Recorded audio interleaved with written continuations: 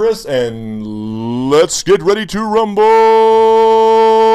Sorry, I had to go.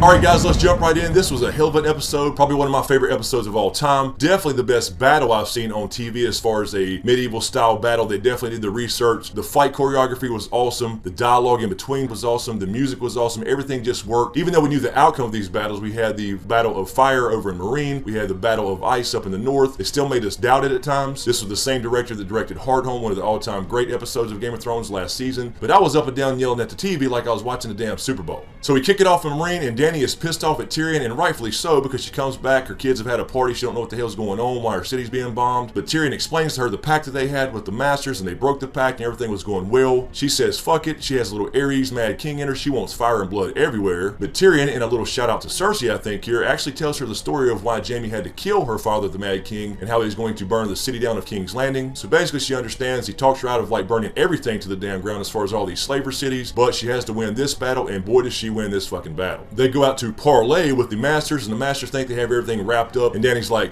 oh, I think we have a misunderstanding. We're here to talk about your surrender. And then Drogon flies up like a damn boss, and this was the best damn dragon scene I've ever seen. And she hops on Drogon's back. We finally see Rhaegal and Viserion again. They jump out the damn pyramid and join the fight, and she goes and burns the fuck out of some ships. You don't need to burn them all, because likely all the rest of the slavers' troops, since they are slaves not really loyal to the slavers, probably shit their pants and probably jumped off in the fucking ocean. We see some harpies slaughtering people out front in the attack, so we do see Daario and the Dothraki finally show up, because they had to ride all the way to Meereen. They couldn't fly on the back of a fucking dragon. Tyrion and Grey Worm have some great dialogue here. After they see what Dany's doing, they have no choice. The tables are turned. Grey Worm explains that one of them has to die because they broke the pact. And of course these assholes try to start selling each other out, but ironically enough, the guy that originally bought Tyrion and Jorah as slaves ends up begging for his life, and Grey Worm, like a boss, walks up and slits the other two's throats. And I love this dialogue from Tyrion. He came up to the former master that owned him and said, it always seems to be a bit abstract, other people dying. And also in kind of a shout out to season 1 episode 1, where the White Walker let one of the Night's Watch guys people live so he could desert and tell their story, Tyrion pats him on the back and says, go home and tell your people what happened here. And then we head to the north, and Ramsay and Jon and them meet in the field as far as their little parlay, and Jon offers one-on-one combat like the old days. Ramsay's a bastard, but he's a smart bastard, so he turns this down knowing that he has the bigger army. But I love the dialogue here with Sansa when she says, you will die tomorrow, sleep well. We go back, they're discussing battle plans, and if I had to nitpick one thing about this episode, it was this scene. After Davos and Tormund and them left the tent, Sansa kind of jumps all over Jon about not doing what Ramsay wants him to do, which he actually does, so she did warn him, but she had this ace up her sleeve the whole time as far as the Knights of the Vale. She could have included that information there so Davos and Jon and Tormund could properly plan for the battle if they knew they had another army coming. Jon goes to Mel's tent where she's been hanging out for the last couple episodes apparently, and says, if I fall, don't bring me back. They talk a little bit about the Red God, but I was wondering here, has she had any visions in her flames since Bloodraven died? Davos and Tormund have a great dialogue. They're walking outside the night before the battle, and Davos tells Tormund he doesn't sleep very well before battles, and he walks around and thinks, and basically until he gets far enough away to take a good shit. And a real interesting line here from Tormund, the one we saw from the trailer, where he talks about Mance Rayder not being the one that was going to lead him through the long night. It was going to be Jon Snow. And Davos says, perhaps it's because we put too much faith in kings. And Tormund says, Jon Snow is not a king. But is that entirely true?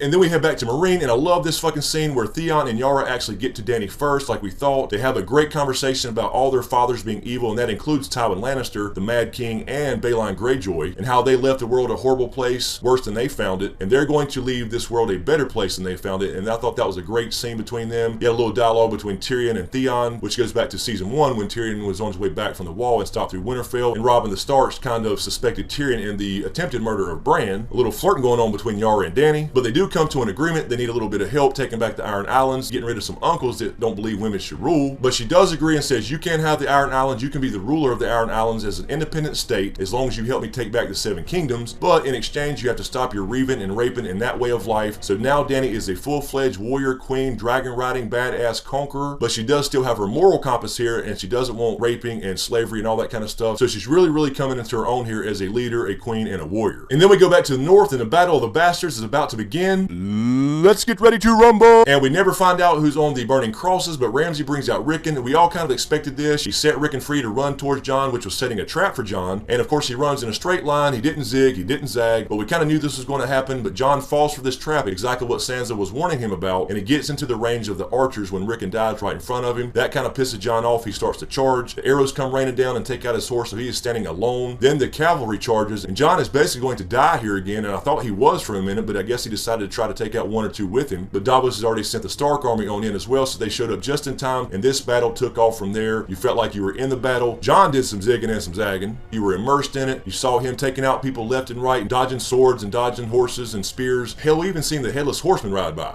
Ramsay has the archers continue to fire into his own men like the asshole he is. But then the bodies start to pile up. It looks pretty damn grim, and they get surrounded by Bolton men and a pile of bodies on one side. And Small John and his men try to basically corner them in on the other side where the big pile of bodies were. And he ends up getting tangled up with Tormund Giantsbane. And I fucking love this scene. Tormund was pretty much getting his ass whipped a little bit, but then he pulls a fucking Dracula and bites his fucking throat out. Then pulls out his knife and stabs him right in the face. As the Bolton army started to close in around the Northern army, Jon basically gets trampled on and damn near buried in a pile of bodies. And I would say this was kind of a rebirth in and of itself. Something made him get up and try again and try to get the hell out of that mess. This could have been a rebirth amongst salt and smoke. Salty tears and blood of the battle going on. We had the smoke of the burning men. I just don't know if there was a bleeding star anywhere to be found. So this definitely signifies some kind of rebirth, just like it did with Dany back in a previous season when she's being lifted up by the crowd being called Misa. So this is a clear-cut parallel between these two characters as it has been all damn series long. But then, of course, as all hope is almost lost, the Army of the Vale rides up and goes through these Bolton men like a fucking bulldozer. So Littlefinger shows up just in time, and of course, as Ramsay sees what's going on, that basically he's lost now, he turns and runs like the bitch that he is back to Winterfell. 1-1's in the middle of this. He's taking a lot of spears and arrows, and I don't see why 1-1 didn't make some kind of weapon here. All he needed to do was pull up a damn tree, and he could have knocked half the Bolton army out of the park like a damn Louisville slugger. But Jon, 1-1, and Tormund see Ramsay running. They go after him and they chase him all the way back to Winterfell. And Ramsay says their army is lost, and one of his men says, yeah, but our army is lost. And Ramsay says, well, we have Winterfell, but oh hell no, the Northern army, they have a 1-1. I have an army. We have a Hulk. So 1-1 Waka 1-1 breaks down the damn gate. He's taking a lot of arrows from the men up top. He breaks through, but then goes to his knees. And I kind of thought this may happen, but man, 1-1 Waka 1-1, you the hero. You went down like a damn champ. So rest in peace, 1-1 Waka 1-1.